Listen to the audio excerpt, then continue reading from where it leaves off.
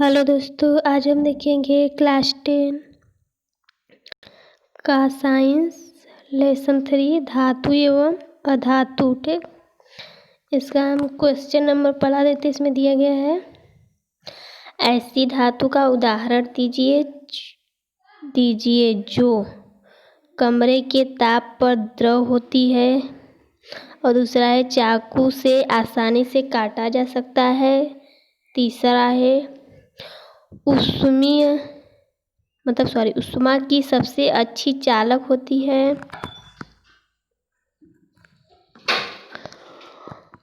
उष्मा की कुचालक होती है।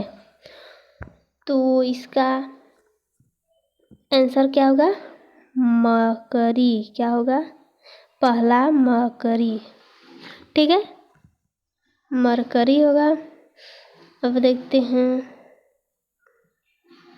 ये देखिए मरकरी। अब यहाँ पर देखिए दिया गया है सोडियम, सोडियम, लिथियम और पोटेशियम, सिल्वर तथा कॉपर, लेड और मरकरी। तो ये ठीक, और ए मरकरी, ए का जो है वो मरकरी होगा, बी का सोडियम, लिथियम और पोटेशियम, सी का सिल्वर तथा कॉपर और डी का लेड और मरकरी। उष्मा की कुचालक जो है लेड और मरकरी होती है। अब क्वेश्चन नंबर 2।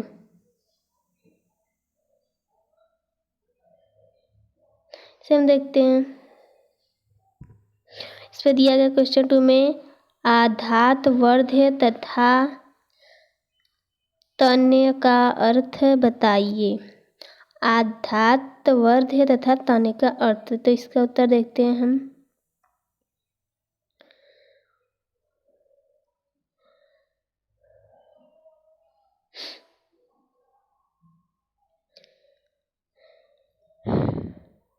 उत्तर में कुछ धातुओं को पीटकर पतली चादर बनाया जा सकता है। कुछ धातुओं को पीटकर पतली चादर बनाया जा सकता है। इस गुणधर्म को आधात वर्ध्य कहते हैं। कुछ धातुओं के पतले तार के रूप में खींचने की क्षमता को तन्यता कहते हैं। तन्यता।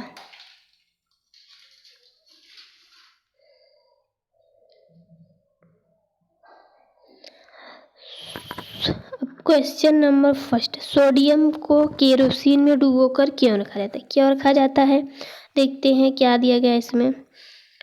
सोडियम और पोटेशियम अत्यधिक क्रियाशील धातु क्या है? सोडियम पोटेशियम क्रियाशील धातु हैं।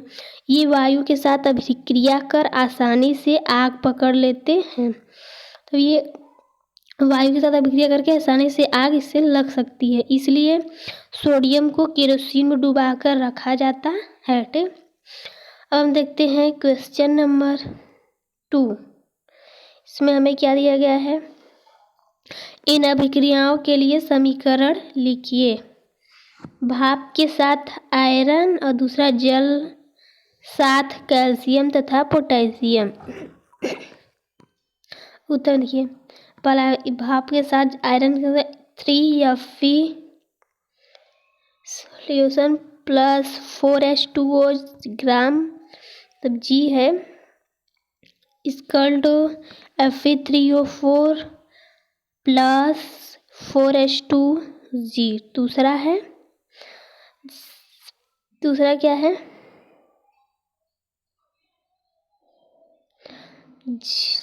दूसरा है हमारा जल तथा कैल्शियम,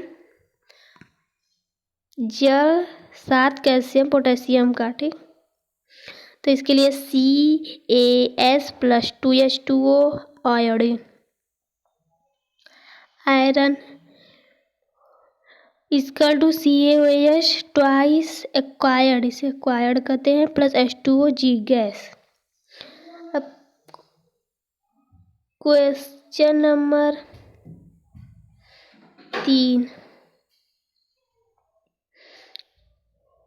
ठीक, क्वेश्चन नंबर 3 में हमें क्या दिया गया है? क्वेश्चन 3 में ए, बी, सी एवं डी 4 धातुओं के नमूनों को लेकर एक एक करके निम्न विलयनों में डाला गया। इससे प्राप्त परिणाम को निम्न प्रकार से सारणीबद्ध किया गया है। ठीक, इस सारणी का उपयोग कर धातु ए, बी, सी एवं डी के संबंध में निम्न प्रश्नों के उत्तर दीजिए। पहला, सबसे अधिक अभिक्रियाशील धातु कौन सी है? दूसरा है कि धातु बी को कॉपर सेकंड सल्फेट के विलयन में डाला जाए तो क्या होगा? सी, धातु ए, बी, सी एवं डी को अभिक्रियाशीलता के घटते हुए क्रम में व्यवस्थित कीजिए। अब क्वेश्चन नंबर 4, इसमें क्या दिया गया है कि अभिक्रियाशील धातु को तनु हाइड्रोक्लोरिक अम्ल में डाला जाता है तो कौन सी गैस निकलती है? आयरन के साथ H2SO4 की रासायनिक अभिक्रिया लिखिए। ठीक, तो उत्तर में हाइड्रोजन गैस वर्जित होती है। Fe solution plus H2SO4 equal to FeSO4 plus H2। ठीक, ये इसकी रासायनिक अभिक्रिया।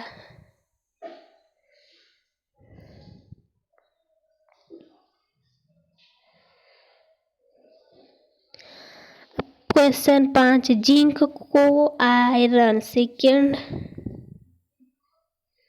सल्फेट के विलयन में डालने से क्या होता है? इसकी रासायनिक अभिक्रिया लिखिए। तो देखिए, जिंक को आयरन सल्फेट के विलयन में डालने को विस्थापित करते हैं। जिंक को आयरन सल्फेट के विलयन में से आयरन को विस्थापित मतलब दूसरे स्थान पर ले जाने करते हैं। इसका सूत्र है Zn plus FeSO4 equal to ZnSO4 plus Fe।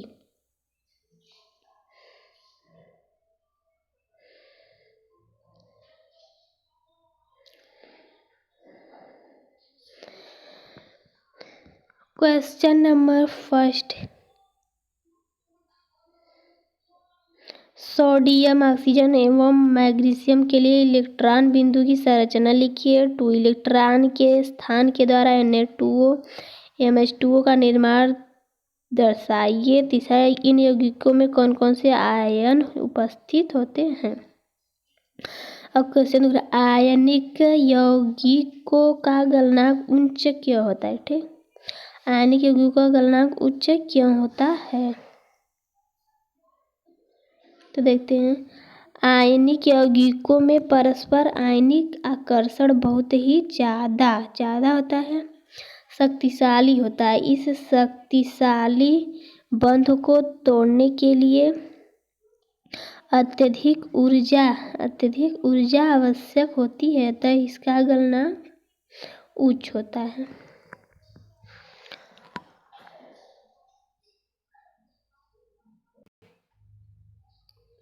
अब क्वेश्चन नंबर 1 देखिए, इसमें है निम्न पदों की परिभाषा दीजिए। इसमें खनिज का जब खनिज किसे कहते हैं, अयस्क किसे कहते हैं और गैंग किसे कहते हैं। तो चलिए इसके बारे में हम देखते हैं। ये देखिए,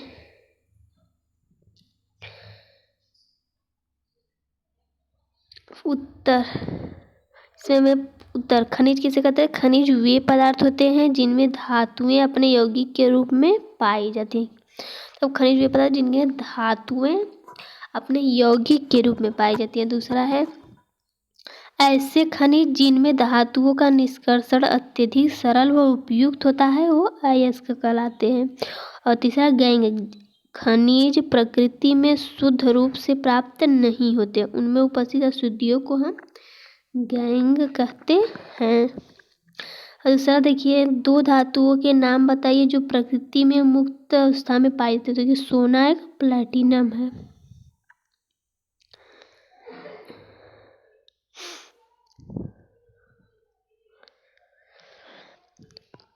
अब क्वेश्चन फर्स्ट, जिंक, मैग्नीशियम एवं कॉपर के धात्विक ऑक्साइडों को निम्न धातुओं के साथ गर्म किया गया, किस स्थिति में विस्थापन अभिक्रिया घटित होगी?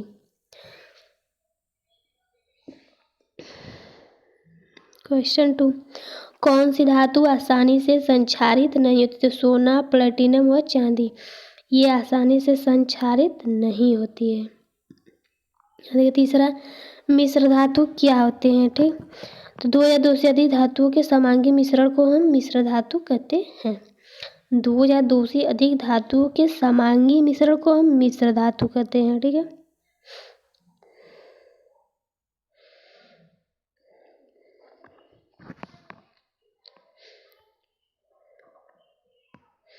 या देखिए क्वेश्चन फर्स्ट, निम्न में कौन सा युगल विस्थापन अभिक्रिया प्रदर्शित करता है? पहला दिया गया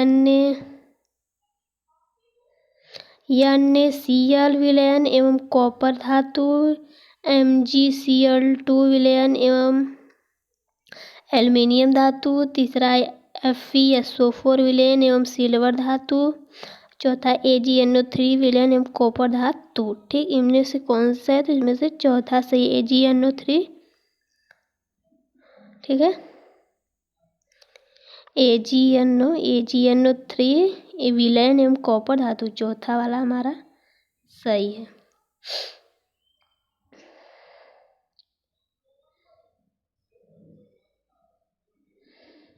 हम देखते हैं क्वेश्चन नंबर 2। ठीक, इसमें हमें क्या दिया गया है कि लोहे के फ्राइंग पैन को जंग से बचाने के लिए निम्न से कौन सी विधि उपयुक्त है? पहला है ग्रीस लगाकर, दूसरा पेंट लगाकर, जिंक की परत चढ़ाकर, चौथा है ऊपर इसके सभी। तो इसका है तीसरा सही, जिंक की परत लगाकर। ठीक, अब हम क्वेश्चन नंबर 3 देखते हैं। कोई धातु ऑक्सीजन के साथ अभिक्रिया कर उच्च गलनांक वाला यौगिक निर्मित करता है, यह तत्व क्या होता है? तो ये क्या होता है? कैल्शियम होता है कि कार्बन की, सिलिकॉन की, लोहा होता है? तो देखते हैं क्या होता है। ये कैल्शियम होता है, कैल्शियम होता है। क्वेश्चन नंबर 4, खाद्य पदार्थ वेफ डिब्बों पर जिंक के बजाय टीन का लेप होता है, क्योंकि टीन की अपेक्षा जिंक महंगा है, टीन की अपेक्षा जिंक का गलनांक अधिक है, टीन की अपेक्षा जिंक अधिक क्रियाशील है, या टीन की अपेक्षा जिंक कम क्रियाशील है? इसमें से कौन सही है? तो देखते हैं आंसर में हमें क्या दिया गया है कि टीन की अपेक्षा जिंक अधिक क्रियाशील है। तो इसका तीसरा वाला सही होगा। अब क्वेश्चन नंबर 5 देखते हैं। आपको एक हथौड़ा, बैटरी, बल्ब, तार एवं स्विच दिया गया है। ठीक, पहला, इनका उपयोग कर धातुओं एवं अधातुओं के नमूनों के बीच आप विभेद कैसे कर सकते हैं? और दूसरा क्वेश्चन इसमें है कि धातु एवं अधातुओं में विभेदन के लिए इन परीक्षणों की उपयोगिताओं का आकलन कीजिए। ठीक, तो हम उत्तर देखते हैं। हथौड़ा, पहले हम हथौड़े पर देखेंगे।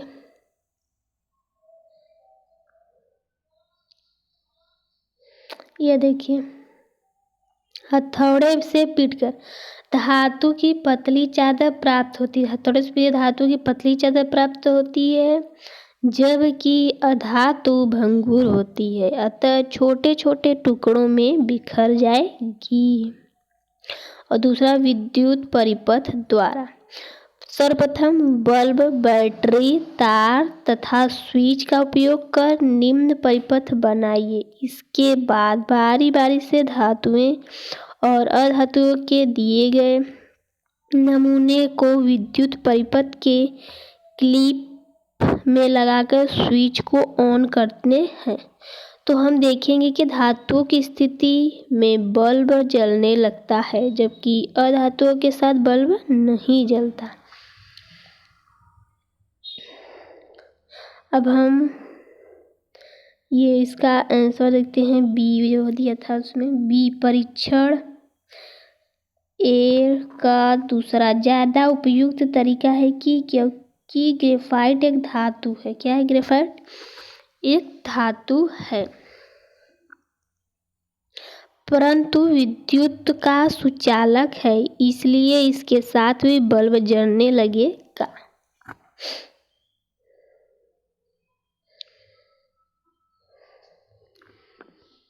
अब क्वेश्चन नंबर हम 6 देखते हैं। उभयधर्मी ऑक्साइड क्या होते हैं? दो उभयधर्मी ऑक्साइडों का उदाहरण दीजिए। ठीक, इसमें देखिए, ऐसे धातु ऑक्साइड जो अम्ल तथा क्षारक दोनों से अभिक्रिया करके लवण तथा जल प्रदान करते हैं, उभयधर्मी ऑक्साइड कहते हैं। क्या? ऐसे धातु ऑक्साइड जो अम्ल और क्षार दोनों अभिक्रिया करके लवण और जल प्रदान करते हैं, उन्हें उभयधर्मी ऑक्साइड हम कहते हैं। उदाहरण के लिए देखिए, इसे एल्युमिनियम ऑक्साइड Al2O3, इसका सूत्र है Al2O3, और जिंक ऑक्साइड है ZnO। अब हम क्वेश्चन नंबर 7 देखेंगे।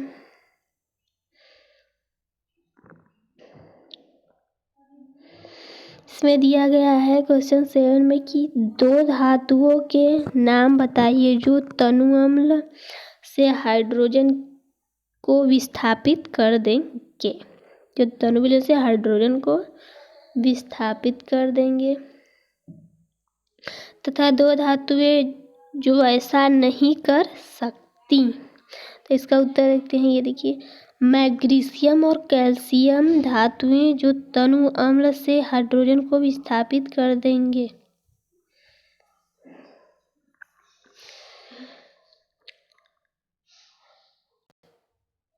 तो हम उत्तर में देख रहे थे कि मैग्नीशियम और कैल्शियम धातु जो तनु अम्ल से हाइड्रोजन को विस्थापित कर देंगे। जैसा कि आप जानते हैं कि मैग्नीशियम और कैल्शियम जो धातु होते हैं वो तनु अम्ल से हाइड्रोजन को अलग कर देंगे, जबकि कॉपर तथा सिल्वर धातु हाइड्रोजन को विस्थापित नहीं कर पाएगी, क्योंकि धातुएं हाइड्रोजन से कम अभिक्रियाशील होती हैं। क्या होती हैं?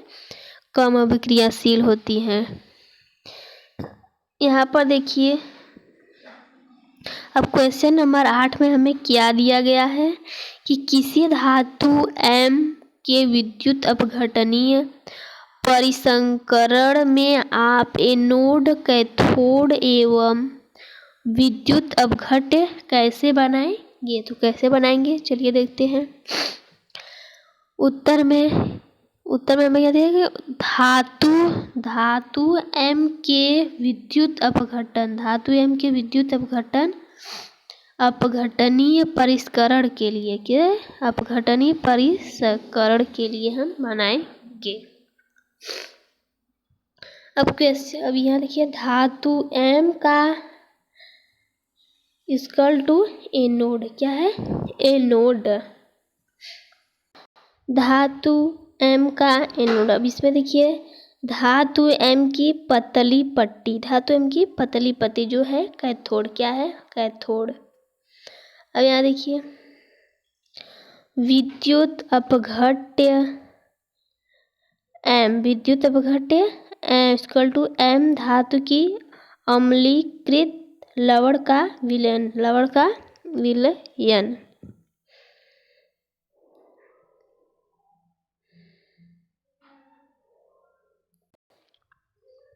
तो अब हम देखेंगे क्वेश्चन नंबर 10। इसमें हमें क्या दिया गया है, लोहे को जंग से बचाने के 2 तरीके थे। क्या, लोहे को हमें जंग से बचाने के 2 तरीका देना है। ठीक, तो यहाँ देखिए, लोहे से जंग से बचाने के लिए हम क्या करेंगे, लोहे के जंग से बचाने के लिए 2 तरीके निम्न है। क्या है, निम्न है। देखिए हम देखते हैं, पहला यस दलेपन द्वारा, यस दलेपन द्वारा, दूसरा पेंटिंग द्वारा। क्या, पेंटिंग द्वारा। अब हम यस दलेपन द्वारा के बारे में देखते हैं।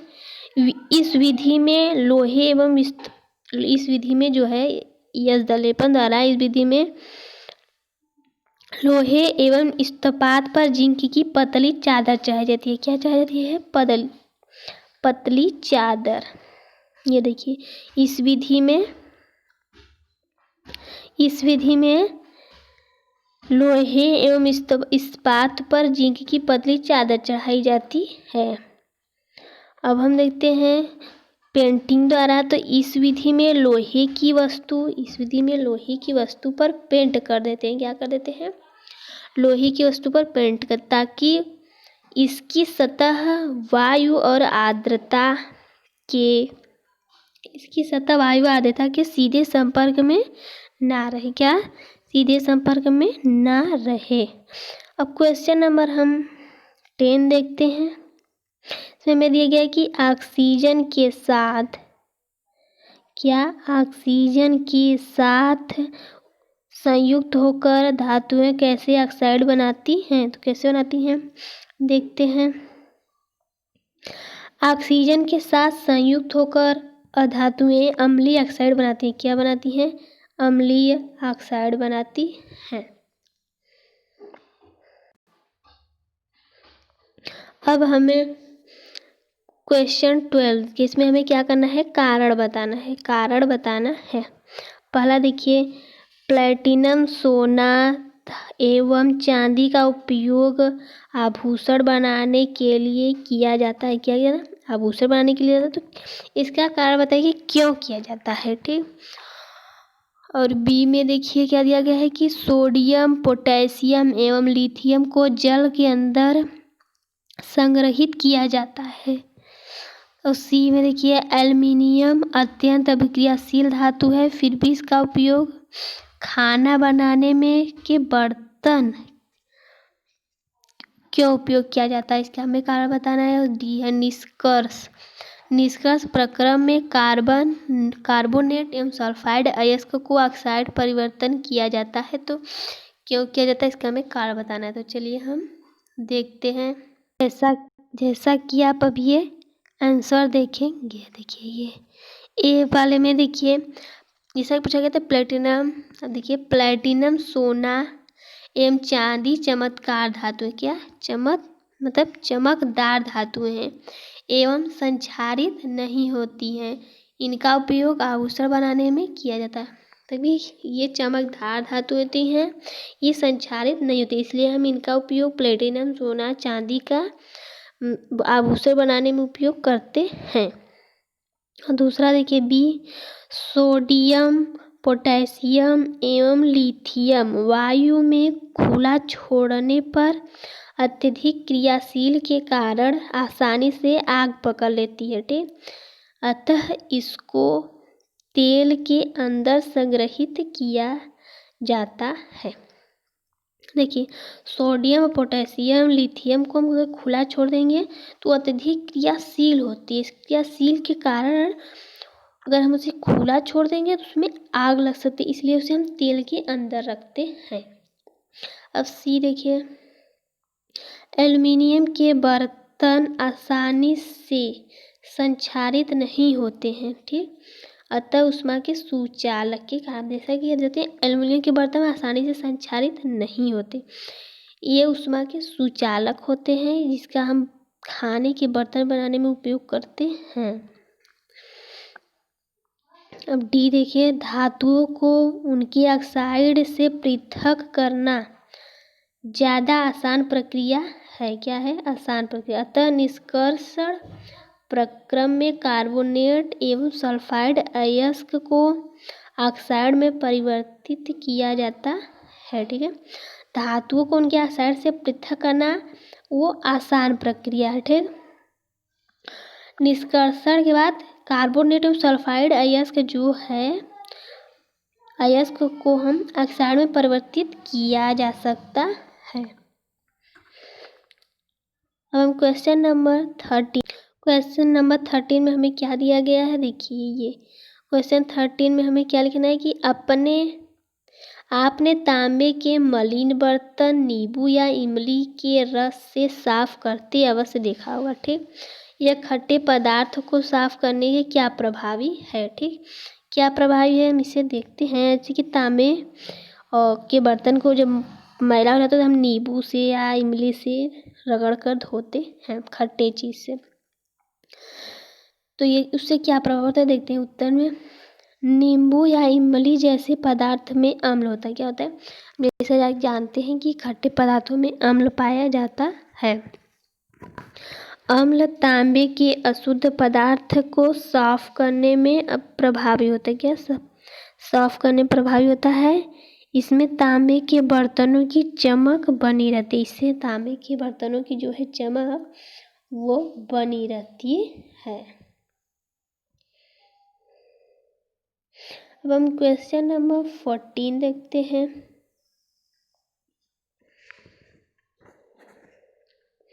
इसमें हमें क्या दिया गया है, रासायनिक गुणधर्मों के आधार पर धातुओं में धातुओं में विभेद लिखना है। ठीक, ये देखिए उत्तर तो हम इसके अब उत्तर को देखते हैं। इसमें देखिए क्या दिया गया है कि धातु के रासायनिक गुणधर्म क्या क्या होते हैं वो देखते हैं। पहला देखिए क्या होता है, धातुएं क्षारकीय ऑक्साइड बनाती हैं। क्या करती हैं, क्षारकीय ऑक्साइड बनाती हैं। धातु अपचायक होती हैं। और तीसरा है धातु जल में हाइड्रोजन को विस्थापित करती है। क्या, धातुएं जो है जल से हाइड्रोजन को अलग करती हैं। अब अधातु के रासायनिक गुणधर्म देखेंगे। पहला देखिए है धातुएं अम्लीय या उदासीन ऑक्साइड बनाती हैं। क्या करती हैं, अम्लीय या उदासीन ऑक्साइड बनाती हैं। ठीक, और देखिए आगे क्या है, दूसरा है कि अधातु उपचायक होती है। क्या होती हैं, उपचायक होती हैं। और देखिए तीसरा है अधातुएं जल से हाइड्रोजन को विस्थापित कर पाती हैं। ठीक, क्या कर पाती हैं, विस्थापित कर पाती हैं। अब देखिए हम चलते हैं क्वेश्चन नंबर 15। क्वेश्चन नंबर 15 में हमें क्या दिया गया है कि एक व्यक्ति प्रत्येक घर में सुनार बनकर जाता है। उसने पुराने मलिन सोने के आभूषणों से में पहले जैसी चमक पैदा करने का ढोंग रचाया। कोई संदेह किए बिना ही एक महिला अपने सोने के कंगन उसे दे देती है, जिसे वह एक विशेष विलयन में डाल देता है। कंगन नए की तरह चमकने लगते हैं, लेकिन उनका वजन अत्यंत कम हो जाता है। वह महिला बहुत दुखी होती है तथा तर्क वितर्क के पश्चात उस व्यक्ति को झुकना पड़ता है, एक जासूस की तरह। क्या आप विलयन की प्रकृति के बारे में बता सकते हैं। तो चलिए देखते हैं उत्तर में। एक व्यक्ति ने एक्कारेजिया विलयन का प्रयोग कर महिला के सोने को गला दिया तथा वजन कम हो गया। इसमें 3:1 में सांद्रता HCl और सांद्रता HNO3 होता है। क्या होता है, HNO3 और HCl होता है।